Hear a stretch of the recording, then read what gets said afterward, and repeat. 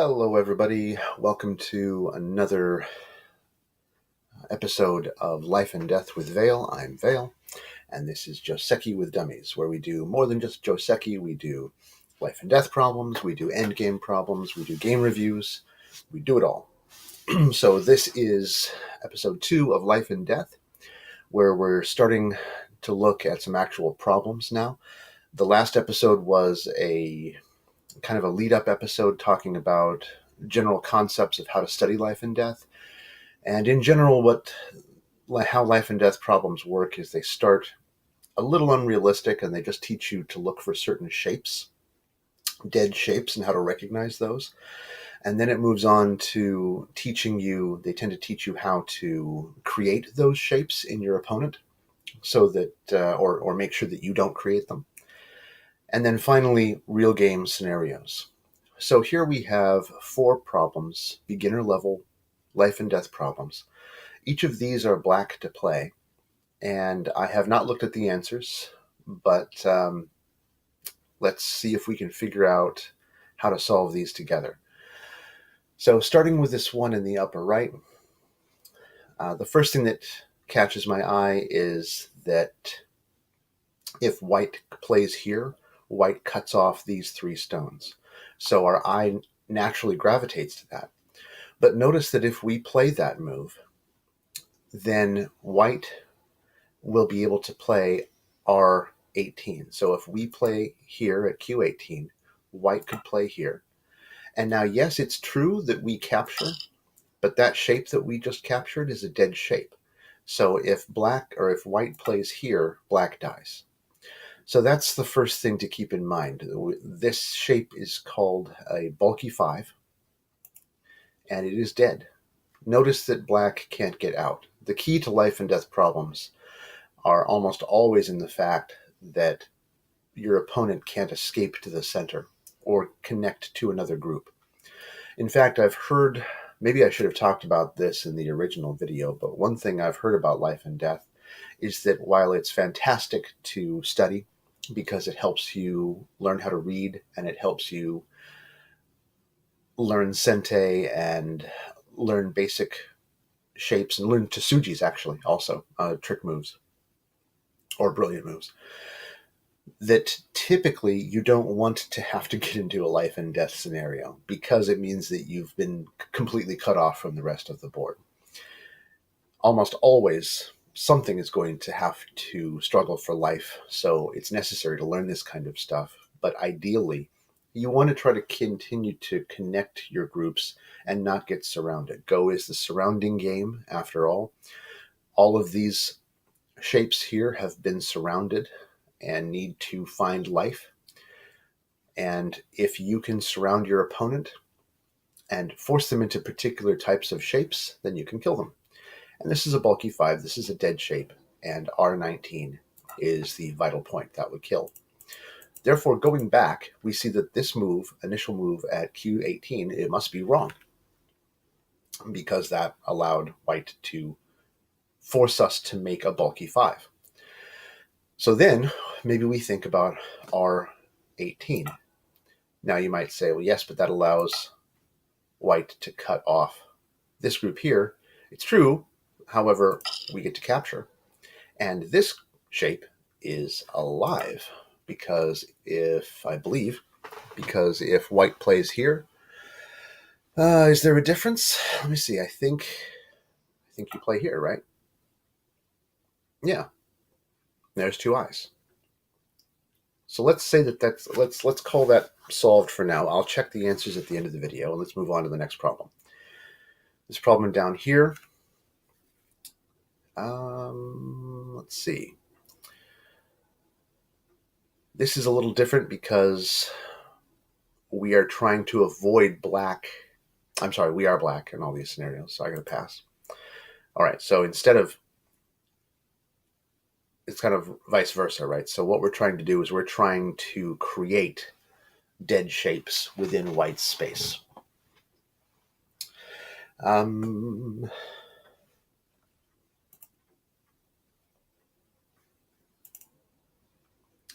Okay, so having looked at it a little bit, I think the shape that we need to force is a square.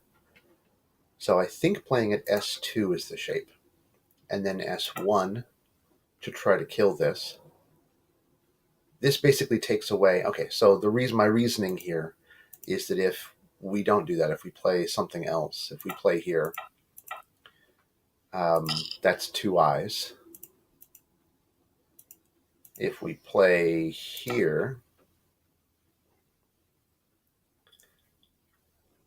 that might do it. Let me see.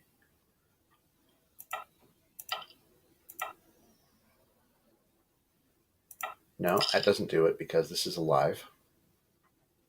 So I think, yeah, I think the move is at S2, and that takes away any potential eye space, as white would then try to surround. I'm sorry, that's not the right move. If white tries to surround,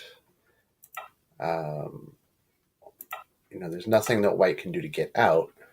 So yeah, that's a dead shape. So let's go back and let's say that S2, let's guess it, that S2 is the right move. Now let's move on to the bottom left corner and take a look at that. So taking a look at the bottom left corner here, I think the answer is C2. And we can already start to see a theme here, because when you're looking to try to create shapes that are inside your opponent's territory in order to force them to make dead shapes, first, you need to know what those dead shapes are.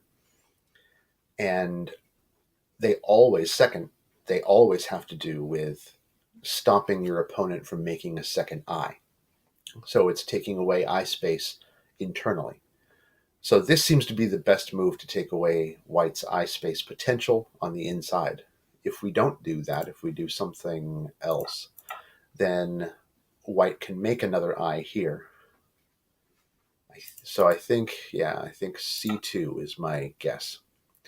Now let's take a look at the upper left for a few seconds.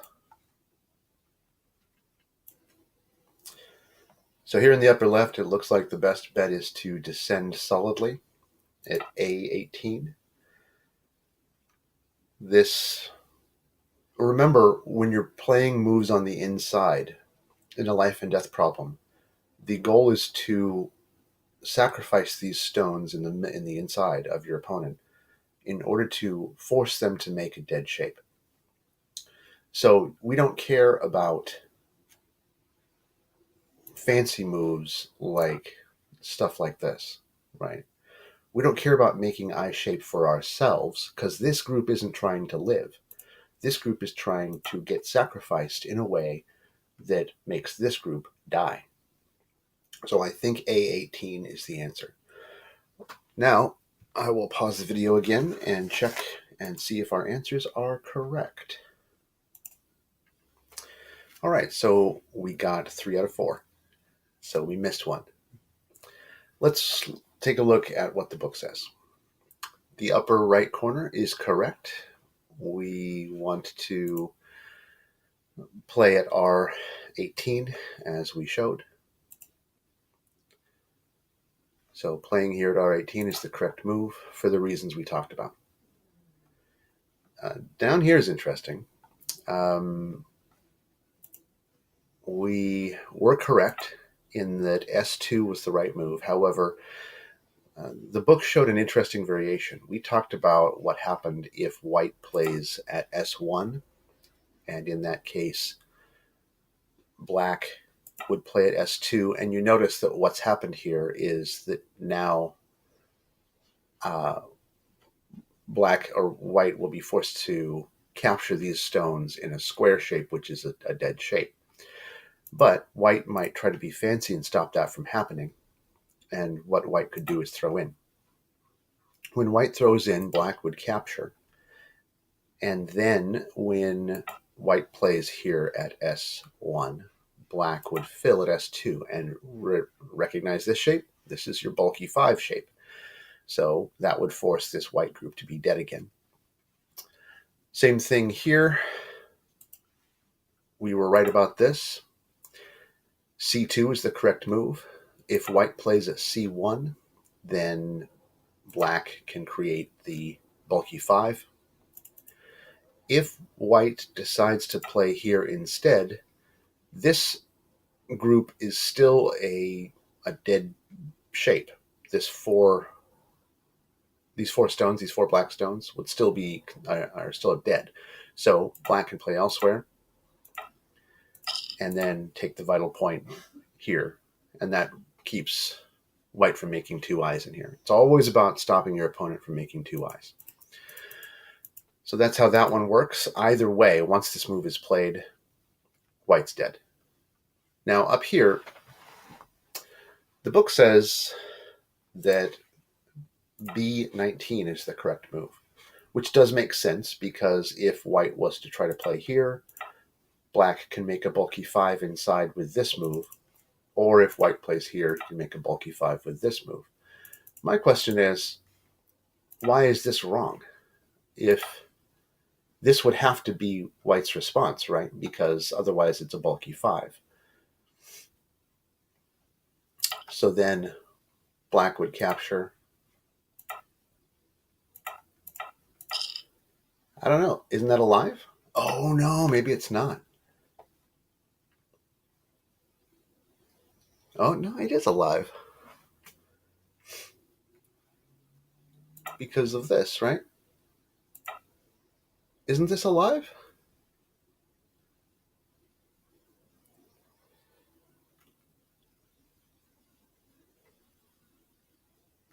Black can't do that. When white plays here, black has to, but then it's alive.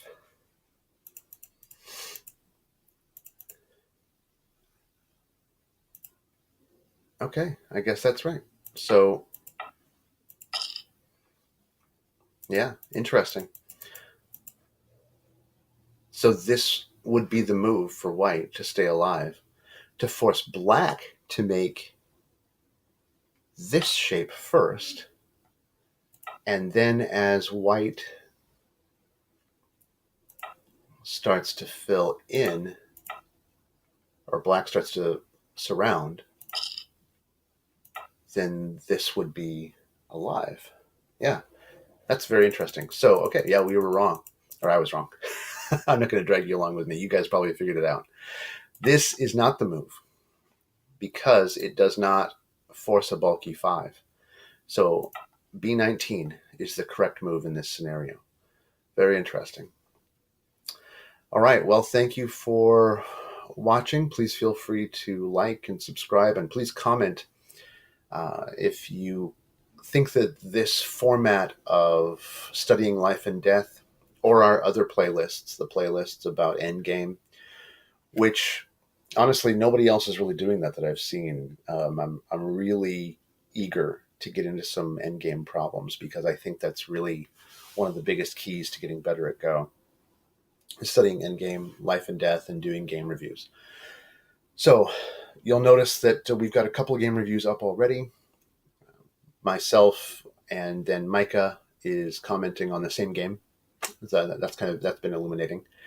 And then we've got life and death problems, where I would really like your feedback. Please tell me if you think that this is useful. And if you appreciate what we're doing here, please like, subscribe, and let me know in the comments. So thank you for watching, and there will be more content every week. Wednesdays, Saturdays, and I think Mondays are going to be our Endgame stuff. So pay attention, and keep on the lookout for that. And until next time, Excelsior.